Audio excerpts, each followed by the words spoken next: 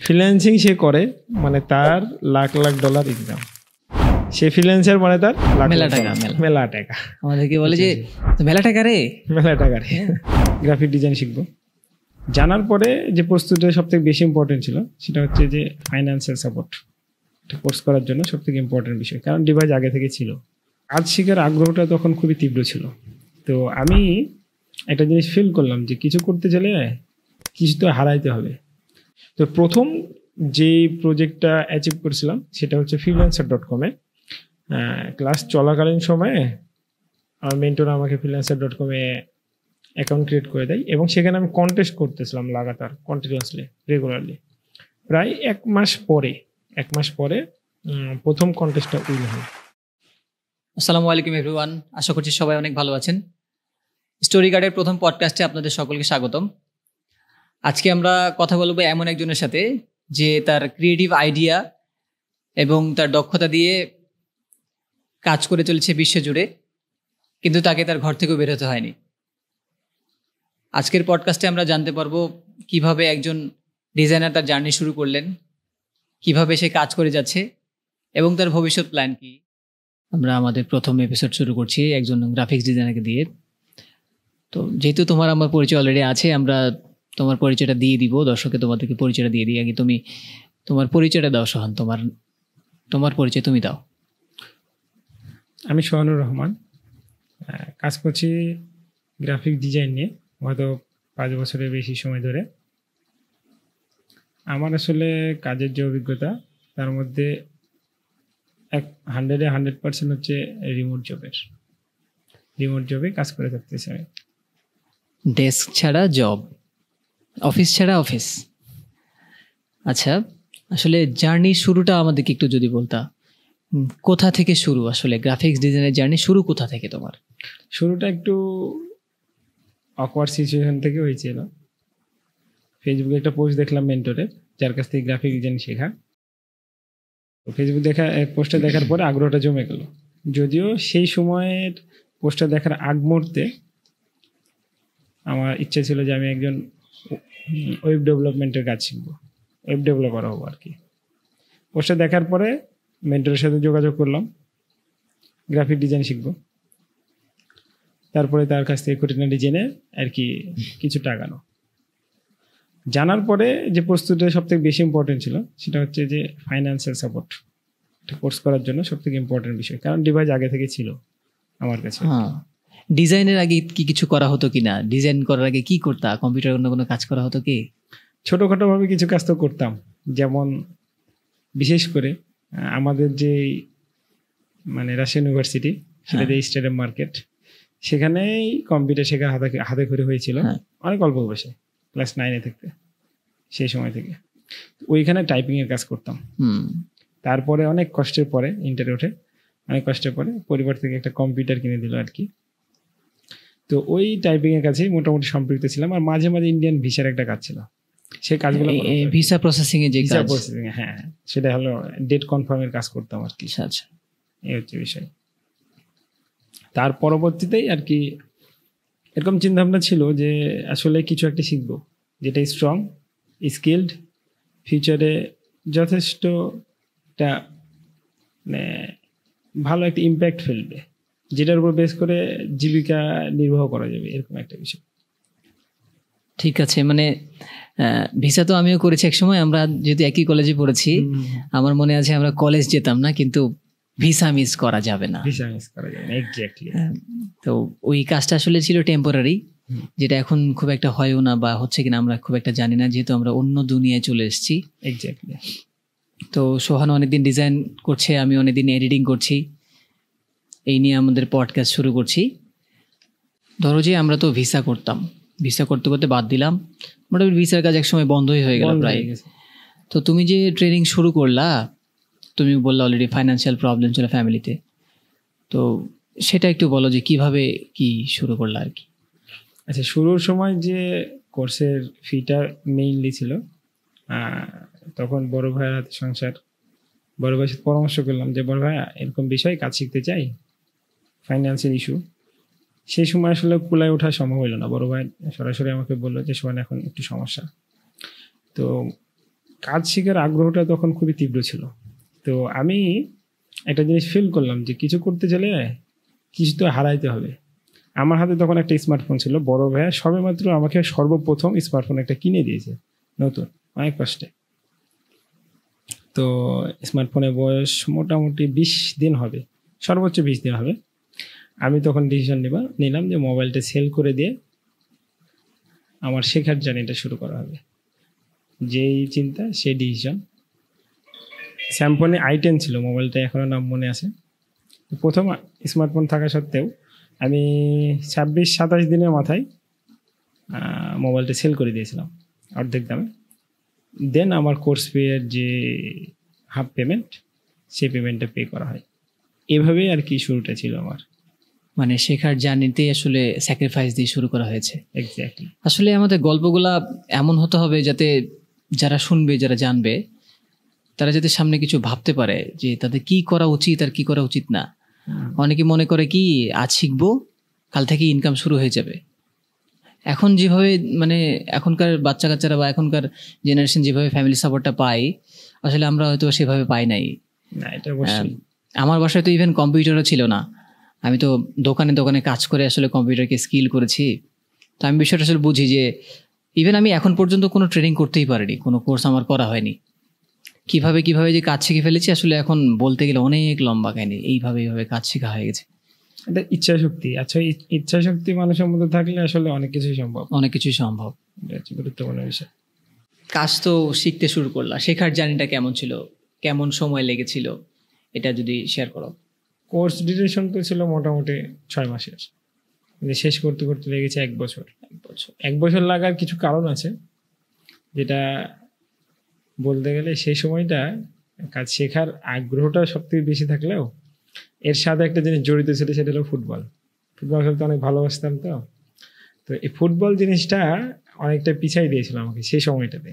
হ্যাঁ, দেখা যাচ্ছে ঠিকঠাক মতো ক্লাসের যে রুটিনটা সেটা ঠিক মতো ফলো করতাম না।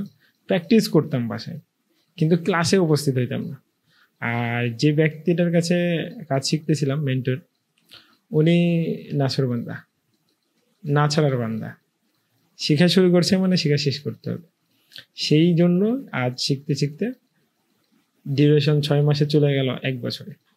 তো শেখার এই যে সময়ের মধ্যে আরেকটা মজার ঘটনা হচ্ছে যে অধিকতর সময়, মানে যখন আমি ক্লাস করতাম, আমি বেশিরভাগ সময় ক্লাসে ঘুমাইতাম। এটা অধিকতর সময় লেকচার শুনতে শুনতে আমরা ক্লাসে যেভাবে ঘুমাই যেতাম। হ্যাঁ হ্যাঁ হ্যাঁ, আর কি এমনটা না যে লেকচারটা বোর ছিল, কিন্তু এটা একটা মানে আমার দুর্বলতা।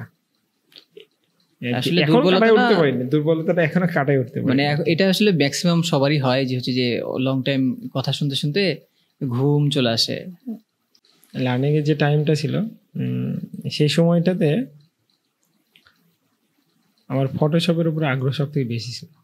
ইলাস্ট্রেটরের চাহিদা, মানে কাজের যেই প্র্যাকটিসটা, তার মধ্যে ফটোশপকে বেশি প্রাধান্য দিতাম। শুরু থেকেই ফটোশপের উপরে দুর্বলতা বেশি, ভালোবাসা বেশি, আগ্রহ বেশি। যে কোনো ডিজাইন ফটোশপ কেন্দ্রিকই করতাম আর কি। মানে এরকম হতো না যে আমরা যখন ছবি টবি তুলতাম বলতাম সোহান একটু এডিট করে দাও। হ্যাঁ, সবাই মোটামুটি বলতো বন্ধু বান্ধব যে এই বন্ধু কাজ শিখছিস একটু এডিট করে দে না। হ্যাঁ, এরকম মানে এই জন্য তো ফটোশপের সাথে বেশি কানেক্টেড ছিল তুমি। আর এটা একটা মেজর মানে কারণ হইতে পারে, কারণ সেই সময়টা আসলে ফটো এডিটিং এর একটা ট্রেন্ড চলতেছে বলা যেতে পারে। হ্যাঁ, এত পরিমাণ মানুষ অত কিছু জানে না। কিছু কিছু স্মার্টফোন বের হয়েছে যেগুলো অনেক ভালো ক্যামেরা, সেই সময় 8 মেগাপিক্সেল, দেখা যাচ্ছে যে 16 মেগাপিক্সেল, 20 মেগাপিক্সেলে কিছু মোবাইল বের হয়েছিল, স্মার্টফোন সবেমাত্র আসতেছে, সবাই ছবি তুলতেছে। কিন্তু ফ্রেমিং, কালার কারেকশন, একটা ইমেজের যে রিটাচ, সেই জিনিসটা এখনকার মোবাইলে যতটা সুন্দর আছে, তখন তো এগুলার কোনো কিছু ছিল না। তো সেই সময় এই চাহিদাটা সব থেকে বেশি। সোহান গ্রাফিক ডিজাইনে কাজ করতেছে, তার মানে সোহান এখন ফটো এডিট করতে পারে। তো এক গাদা ছবি প্রতি সপ্তাহে দেখা যাচ্ছে আসতেই আছে। তো বন্ধুদের কাছ থেকে তার পেমেন্ট নেওয়া যায় না। তো একটা সময় একটা অনীহা চলে আসলো, আর কত। তখন দেখা যাচ্ছে যে নিজেকে একটু হাইড করার চেষ্টা করলাম আর কি। এটা লার্নিং টাইমে ছিল।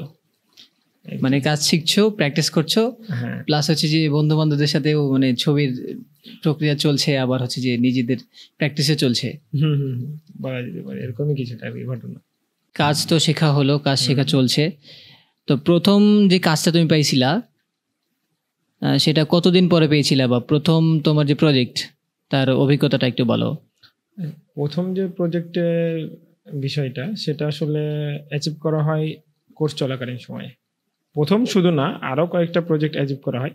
তো প্রথম যে প্রজেক্টটা অ্যাচিভ করেছিলাম সেটা হচ্ছে freelancer.com-এ ক্লাস চলাকালীন সময়ে আমার মেন্টর আমাকে freelancer.com-এ অ্যাকাউন্ট ক্রিয়েট করে দেয়, এবং সেখানে আমি কন্টেস্ট করতেছিলাম লাগাতার, কন্টিনিউয়াসলি, রেগুলারলি।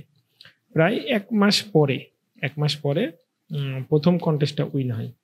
সেটার অ্যামাউন্ট ছিল $28 অ্যামাউন্ট ছিল।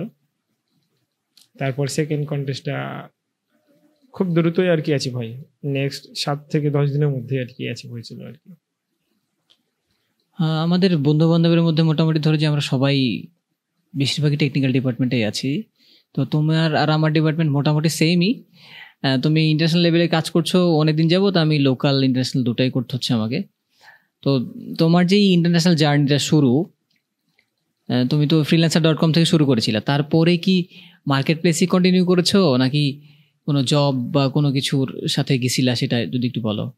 না, আসলে ক্লাস চলাকালীন সময়ে আমি freelancer.com-এ যথেষ্ট অ্যাক্টিভ ছিলাম কন্টেস্টের দিক থেকে। এর বাইরে তেমন কোনো জায়গাতে খুব একটা সময় দিইনি। কোর্সটা শেষ হওয়ার পরে আমার যে মেন্টর, তার পক্ষ থেকে একটা রিমোট জবের অফার আসছিল। সেইখানে আমি যথেষ্ট আর কি সময় দিয়েছিলাম। মানে আমি যতদূর জানি একটা প্রাইভেট কোম্পানি ছিল, স্টার্ট আপ কোম্পানি ছিল, যাদের প্রোডাক্টের ডিজাইন করতে হতো। এক্স্যাক্টলি, প্রোডাক্ট প্রমোশনের ওই যে সোশ্যাল মিডিয়া ব্যানারগুলো তখন সবেমাত্র ফেসবুকে খুব পরিচিত হচ্ছে। মানে ফেসবুকে, মানে সোশ্যাল মিডিয়া, মানে ফেসবুক তো হাইপে উঠে আসছে যখন আর কি, তখন সোশ্যাল মিডিয়া পোস্ট নিয়ে তুমি কাজ করা শুরু করো। হ্যাঁ, সেই সময় রেগুলারলি আর কি 6 ঘন্টা করে ডিউটির একটা রিমোট জব। এটা কি মানে লোকাল মার্কেটে ছিল নাকি এটা ইন্টারন্যাশনাল মার্কেট ছিল? না, এটা লোকাল ছিল, বাংলাদেশে একটা কোম্পানি ছিল, সেই কোম্পানির আন্ডারে কাজ করছিল। বাংলাদেশি একটা কোম্পানি, যাদের তুমি হচ্ছে যে ডিজাইন সাপোর্ট দিতা রিমোটলি। এখানে একটা মজার বিষয় হচ্ছে যে আমি গত 5 বছর প্লাস সময় দিয়ে ধরে যে গ্রাফিক ডিজাইনে কাজ করতেছি, এর সম্পূর্ণ সময়টাই আমি রিমোটলি কাজ করছি। কোনো কোম্পানিতে এই যাবৎ পর্যন্ত ডেস্ক জব করি নাই। ফিজিক্যালি গিয়ে কোথাও কাজ করোনি এই পর্যন্ত? এই যাবৎ পর্যন্ত সেটা তো আমি জানি, তুমি ফিজিক্যালি কোনো কাজ করেনি। আমার তো অনেক অভিজ্ঞতা হয়েছে চাকরি করার, অনেক জায়গায় গেছি, চাকরি করেছি, কাজ করেছি, আবার চলে আসছি, ফ্রিল্যান্সিংও করেছি। ফ্রিল্যান্সিং যে তুমি করো, সবাই বলে না যে ফ্রিল্যান্সার করে লাখ লাখ টাকা ইনকাম করছে। ইভেন আমাকেও শুনতে হয় যে এই অত টাকা ইনকাম করছে, ওই অত টাকা ইনকাম করছে। এই বিষয়টা তুমি কি বলবা? যে তুমি তো ডিজাইন শিখেছো, মোটামুটি একটা হেভি কাজ বলা যায় আর কি, ক্রিয়েটিভ ইন্ডাস্ট্রির কাজ। তো ফ্রিল্যান্সিং এর এক্সপিরিয়েন্সটা বলো। তুমি তো যেহেতু জব দিয়ে শুরু করলা ক্যারিয়ার, ফ্রিল্যান্সিং করেছো কিনা, ফ্রিল্যান্সিংটা আসলে কি একটু এক্সপ্লোর করে বলো আমাদেরকে। আসলে ফ্রিল্যান্সিং বলতে আমি যেটা বুঝি, ঠিক আছে, সেটা হলো অনলাইন ভিত্তিক যে কোনো কাজকেই স্বাভাবিকভাবে ফ্রিল্যান্সিং বলে থাকে আর কি। আর যারা অনলাইনে কাজ করে থাকে, অনলাইনে যে সকল কাজগুলো বেশি, যে সকল স্কিলগুলো কানেক্টেড, যার মাধ্যমে টাকা উপার্জন করা হয়, যে এই টাকাটা উপার্জন করে তাকে ফ্রিল্যান্সার বলা হয়। জাস্ট আমার জ্ঞানে এতটুকুই মনে হয়, এর বাইরে তেমন কিছু না। এই টাকা উপার্জনের অনেকগুলো মাধ্যম হতে পারে। আপনি ডেস্ক জব করছেন না, ডেস্ক জব সেক্টরটা আলাদা। রিমোট জব করতেছেন, প্রজেক্ট বেজে কাজ করতেছেন, লং টার্ম প্রজেক্ট বেজে কাজ করতেছেন, কোনো মার্কেট প্লেসে কাজ করতেছেন, এগুলো সবগুলাই আমার মতে অনলাইন ভিত্তিক ফ্রিল্যান্সিং। এই হচ্ছে বিষয়।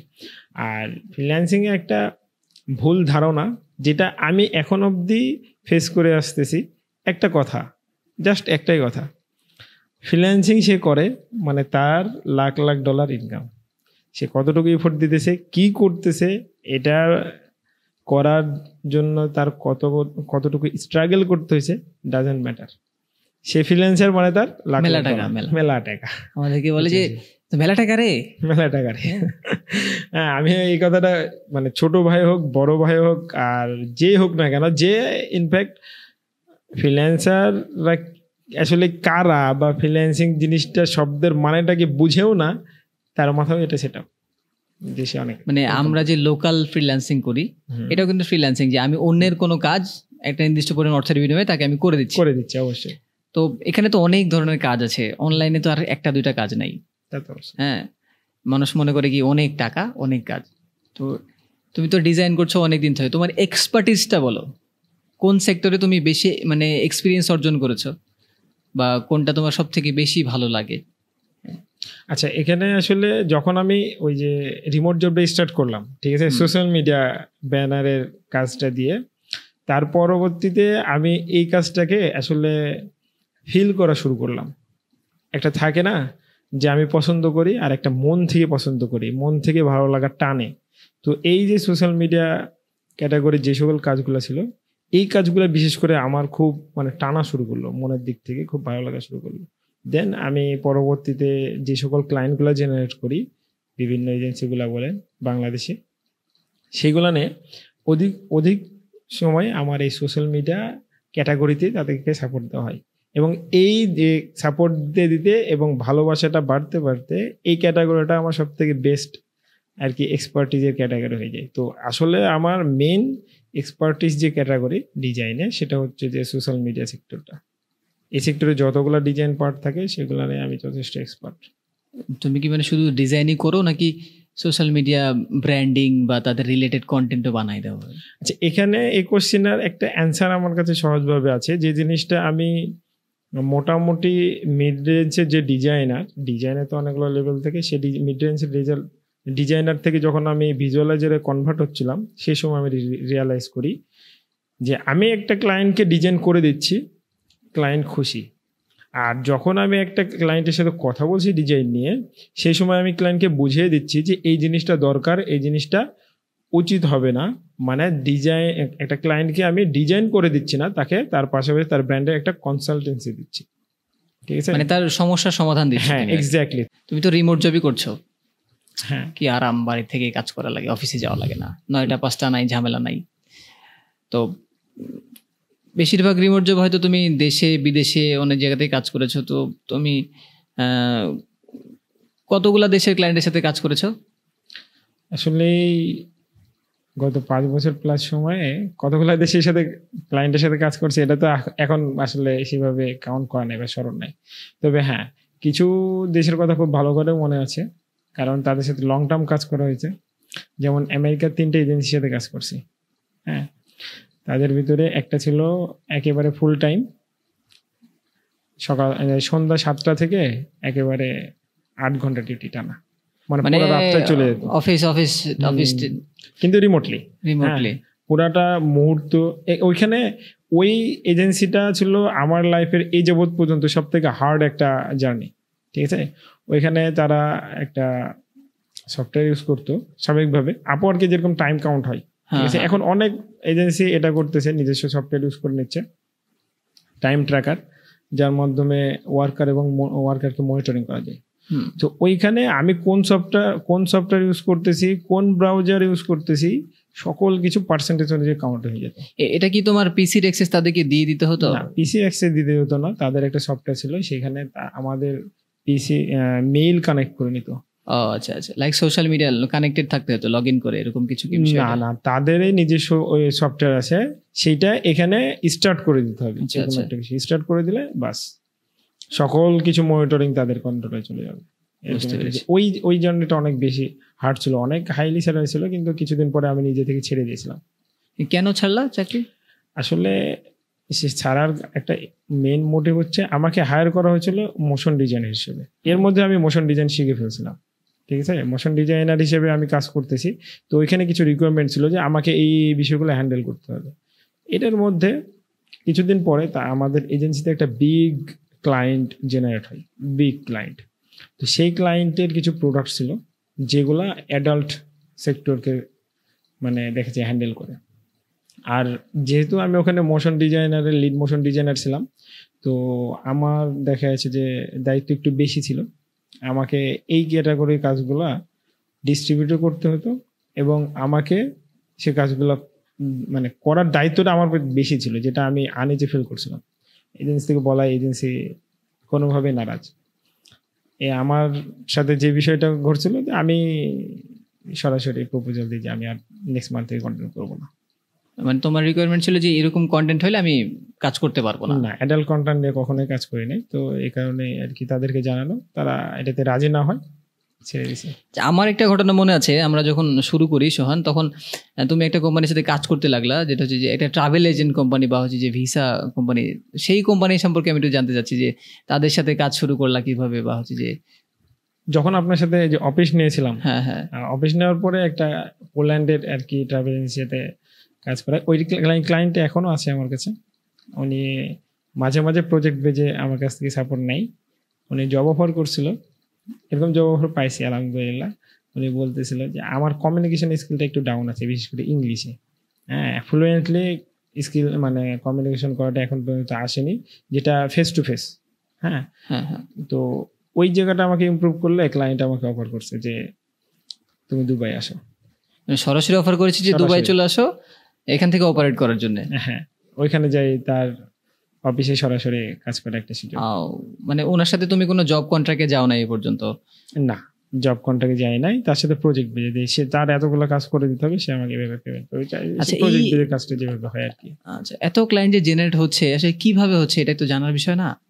আসলে এটা আল্লাহ তাআলার শুকরিয়া, এটা আল্লাহ তাআলা রিজকি ব্যবস্থা করে দিচ্ছে। তবে আমার চেষ্টাটা থাকে সব থেকে বেশি পোর্টফোলিওর দিকে। আমি এই যাবৎ পর্যন্ত কোনো মার্কেট প্লেসে সময় দিইনি, কোনো মার্কেট প্লেসেই সময় দিইনি। কিছুটা দিন আমি ফাইবারে সময় দিয়েছিলাম, লেভেল 1 পাইছিলাম, এই আর কি যতটুকু সময় দেওয়া। অন্য কোনো মার্কেট প্লেসে সময় দেয়নি। আমার সকল ইনভেস্ট হচ্ছে পোর্টফোলিওতে। তো পোর্টফোলিও যে সকল সাইটগুলো আছে সেগুলো নিয়ে আমি আমার পোর্টফোলিওগুলো স্ট্রংলি সাজাইছি।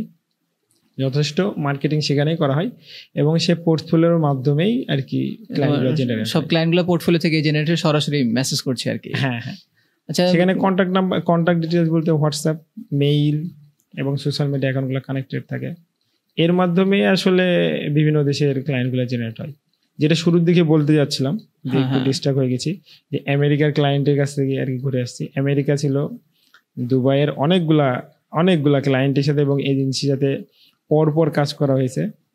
তারপরে পোল্যান্ড, জার্মানি, ইউরোপের আরো 2-1টা ক্লায়েন্ট আছে যেগুলা সরাসরি আমার পোর্টফোলিওর মাধ্যমে জেনারেট হয়েছে আর কি।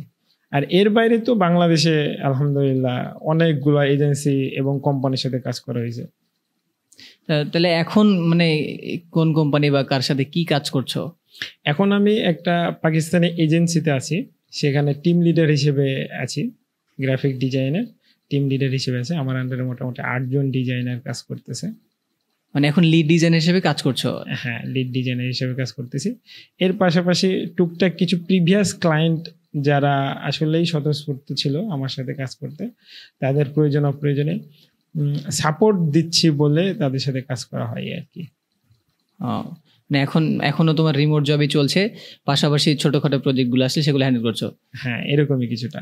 আর বিশেষ করে ছোটখাটো যে প্রজেক্টগুলো আসতেছে সেগুলো প্রিভিয়াস ক্লায়েন্টই বেশি।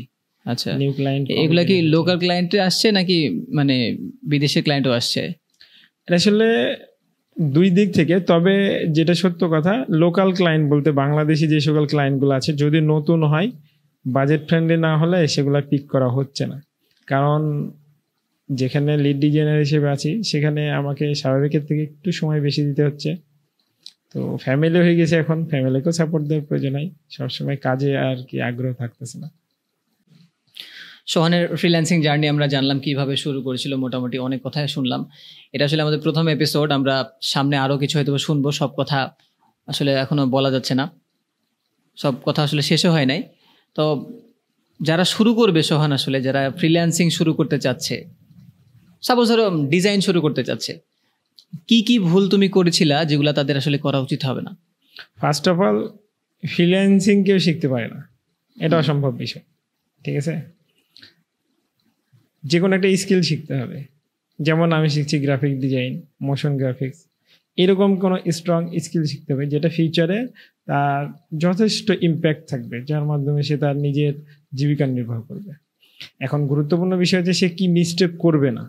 যে মিস্টেকগুলো বিশেষ করে আমি করছি বা এখন সব থেকে বেশি মানুষগুলো করে, যে স্রোতে গা ভাসায়, ফ্রিল্যান্সিং করলেই টাকা, অসম্ভব বিষয়।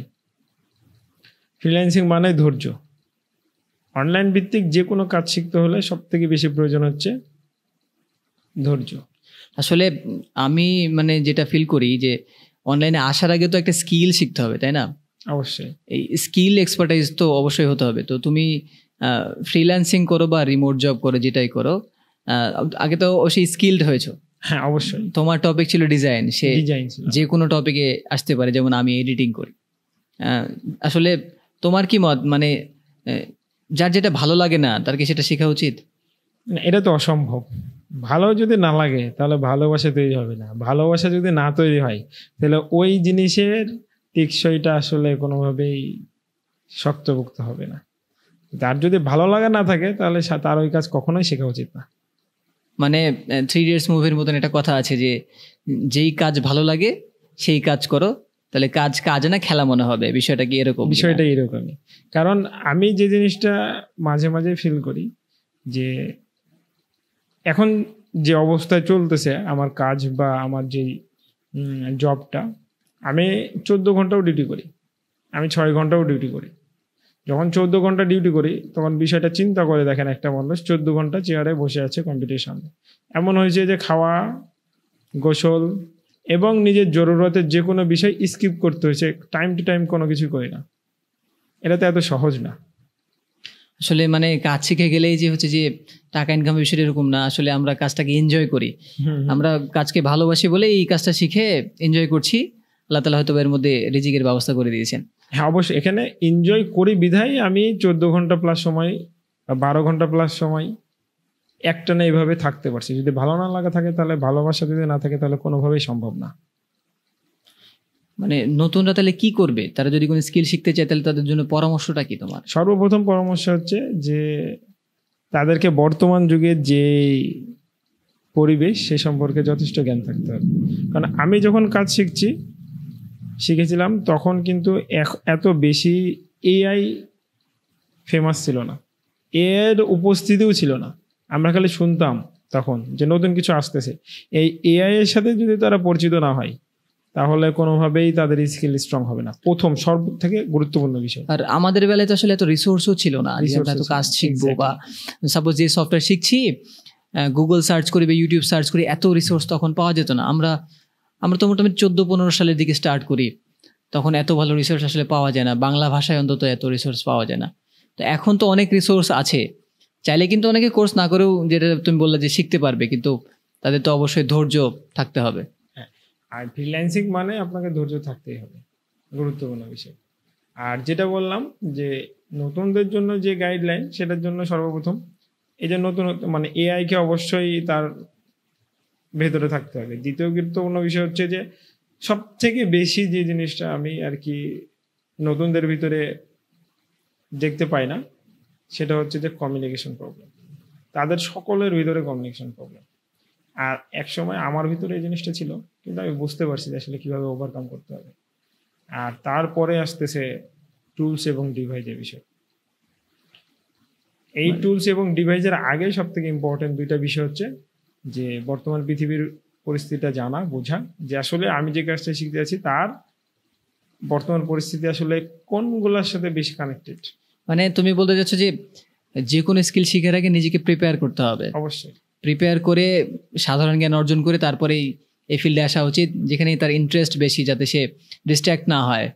হ্যাঁ, এরকম হয় কিনা যে তুমি কোনো স্টুডেন্টকে শিখাইতে গেলা, প্রথম খুব ভালো লাগলো, কিছুদিন পরে সে আর কন্টিনিউ করলো না, এরকম কখনো কি হয়েছে কিনা? না, আমি শিখাইতে গিয়েছি বলতে এরকম না। কিছু খুব কাছের সন্নিকটের ব্যক্তির রিকোয়েস্টে কাজ শেখানো শুরু করছিলাম। প্ল্যান ছিল যে আমার একটা টিম বিল্ড আপ করবো। আমি সেই সময় খুব ফিল করতেছিলাম যে আমার কাছে যে পরিমাণ কাজের চাপ, আমার আউটসোর্সের দরকার। আমি আউটসোর্সও করছিলাম সেই সময়। তো আমি তখন চিন্তা করলাম কেন না নিজের একটা টিম হোক, আর নিজের যে সকল টিম মেম্বাররা থাকবে যারা আমার আন্ডারে কাজ করবে, যাকে আমি কাজগুলো প্রোভাইড করব, তাদের সকল কিছুই আমার শেখানো হবে। এই সুবাদে আমি শুরু করছিলাম, কিন্তু সবার আগ্রহ শুরুতে তীব্র থাকার পরেও কিছুদিন পরে যথেষ্ট অনীহা দেখা যায় তাদের মধ্যে। আর এই অনীহাটা যথেষ্ট আমার নিজেরও ব্যাড ইম্প্যাক্ট ফেলে, আমার সময়, আমার ব্রেন, আমার দেখা যাচ্ছে শ্রম সবকিছু নষ্ট হয় তাদের কারণে। এই কারণে আমি খুব দ্রুত এটা স্কিপও করি এবং নিজের স্কিলের দিকে আবার ব্যাক যাই। আজকে আমরা অনেক কিছু জানতে পারলাম, আসলে বেসিক অনেক বিষয় তোমার থেকে আমরা জানতে পারলাম যে আসলে গ্রাফিক ডিজাইন করে তুমি কিভাবে ফ্রিল্যান্সিং ইন্ডাস্ট্রিতে আসলা, ফ্রিল্যান্সিং না করেও রিমোটলি জব করলা। তো আমার যে বিষয়টা আমি জানতে চাচ্ছি এখন সেটা হচ্ছে যে ধরো এখন তো একটা তুমি জবে আছো, তো অনেক আরও তো ক্লায়েন্টের নক আসতে পারে, তাই না? তো তাদেরকে তুমি কিভাবে ম্যানেজ করছো? আসলে তাদেরকে ম্যানেজ করা হচ্ছে বেশিরভাগ সময় আউটসোর্স করে। এখন ধরেন গত 5-5.5 বছর ধরে আমি এই ডিজাইন ক্যাটাগরিতে কাজ করতেছি। এখন কমিউনিটিতে সিনিয়র ডিজাইনারের একটা নামধাম পেয়ে গেছি আর কি, যেটা স্বাভাবিক বিষয়। তো জুনিয়র অনেক ডিজাইনে কানেক্টেড থাকে, তাদের মধ্যে অনেকেই থাকে যারা ক্রিয়েটিভ, নতুন কিন্তু ক্রিয়েটিভ, তাদেরকে ইউজ করার চেষ্টা আর কি। মানে যারা আউট অফ দ্য বক্স চিন্তা করতে পারছে অলরেডি, এক্স্যাক্টলি, অল্প সময়ের মধ্যে তাদের ভিতরে স্পিড আছে, তাদের ব্রেন আছে, তারা নিজেদেরকে ডিজাইনের মধ্যে দেখতে এবং ডিজাইন নিয়ে খেলতে ভালোবাসে। এর মতোই একটা ছেলে আমার সাথে এখন কাজ করতেছে, যে কিছুক্ষণ আগে আপনি প্রশ্ন করলেন আমাকে যে আমরা যখন অফিসটা নিলাম, আপনি অফিসটা নিয়েছিলাম, সেই সময় একটা পোল্যান্ডের একটা ট্রাভেল এজেন্সির একটা ক্লায়েন্ট আমার কাছে নক করে। এখনও তিনি আমার কাছ থেকে ডিজাইন প্রজেক্ট বেসে সাপোর্ট নিচ্ছে। সেই প্রজেক্টটার পুরোটাই আমি একজনকে আউটসোর্স করছি। আউটসোর্সের মাধ্যমে সে আমি কোনো কাজ করতেছি না, আমি শুধু আমার এজেন্সির টিম লিডারের যে রেসপন্সিবিলিটি সেটাই পালন করতেছি। মানে পুরোপুরি ক্লায়েন্ট তাকে হ্যান্ডেল করো নাই, তুমি তো তার কাজটুকু শুধু তাকে হ্যান্ড ওভার করে দিচ্ছ। তুমি কি তাকে নিজে পেমেন্ট করছো কিনা বা ক্লায়েন্ট দিয়ে দিচ্ছে? তার পেমেন্ট আমার মাধ্যমে হচ্ছে, আমার থ্রুতে হচ্ছে। আচ্ছা, তাইলে মানে ধরো যে এরকম ক্লায়েন্ট আরো আসতেই থাকবে, তাহলে তোমার ফিউচার প্ল্যানটা কি? মানে কিভাবে তুমি এগুলাকে সামাল দিবা বা কি করতে চাচ্ছ ফিউচারে? আমার ডিজাইন ক্যারিয়ারটাকে আর এক ধাপ স্ট্রং করার প্ল্যান আছে, কারণ আমি এখন যে এজেন্সিতে জব করতেছি আমি অনেক কিছুই শিখতেছি, আমি বুঝতেছি আমার শেখার আরো অনেক কিছু আছে। একটা বিষয়, এই লার্নিং যে সেক্টরটা, এইটার একটা লেভেলটা দাঁড় হয়ে গেলে আমি আমার একটা স্ট্রং টিম বিল্ড আপ করার প্ল্যান করতেছি, যেখানে ডিজাইনাররা আমার আন্ডারে কাজ করবে এবং তারা শুধু কাজ করবে না, তারা শিখবে। মানে এখন যেমন তুমি একটা এজেন্সি নিয়ে কাজ করছো, এরকম এজেন্সি তৈরি করবা কিনা? হ্যাঁ, এরকমই কিছু একটা চিন্তা ভাবনা আছে, তবে এখনই এজেন্সি প্ল্যান নাই। তবে আমার সব থেকে ইম্পর্টেন্ট টার্গেট হচ্ছে আমার একটা টিম দরকার, সে টিম প্ল্যানে আমি আর কি আস্তে আস্তে আগাচ্ছি। ঠিক আছে, আমরা অনেক কিছু জানতে পারলাম আজকের পডকাস্টে। তোমার টিম তৈরি হোক, তোমার ফিউচার অনেক ভালো হোক আশা করছি। তো আশা করছি আমাদের পডকাস্টের সেকেন্ড এপিসোড আমরা খুব তাড়াতাড়ি করব, যেহেতু আমাদের অনেক বড় ভিডিও হয়ে গেছে আজকে। নেক্সট এপিসোডেও আশা করছি তোমাকে আমরা পাবো ইনশাআল্লাহ। তো নেক্সট এপিসোডে আমরা আরও অ্যাডভান্স কিছু নিয়ে আলোচনা করব, যেগুলো আমরা অলরেডি আলোচনা করতে পারিনি। আরও অ্যাডভান্স অনেক বিষয়াদি আছে যেগুলো আমরা কথা বলতে পারিনি, সেই বিষয়গুলো আমরা প্রিপেয়ার করে হয়তো বা কথা বলবো। তোমাকে অসংখ্য ধন্যবাদ আমাদের সাথে জয়েন করার জন্য। আপনাকে অসংখ্য ধন্যবাদ এই পডকাস্টে আমাকে দাওয়াত দেওয়ার জন্য।